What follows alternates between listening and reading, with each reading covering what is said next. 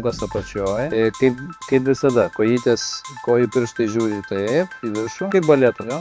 Kojytės sulenkta visą laiką taip pat. Ir leidžiam iki žemės, neliečiam jo, iki kilimėlio, arba iki kol pradeda išsiriesti. Reiškia, turi likti nugara, turi likti prispausta. Gali būti, kad žmonėms visą laiką kyla klausimas, kam ta guma. Mes kalbėjom, kad gumą dedam tam, kad sukurti tinkamą judesį, kuriame kojas nuleidus neįsiriestų nugara, liktų prispausta. Šiaip galėčiau daryti, aš galiu pasakyti, kad tikrai, manau, daug moterų daro be gumos, bet kad čia pasidaro tarpas, bet vis tiek nuleidžiu koją.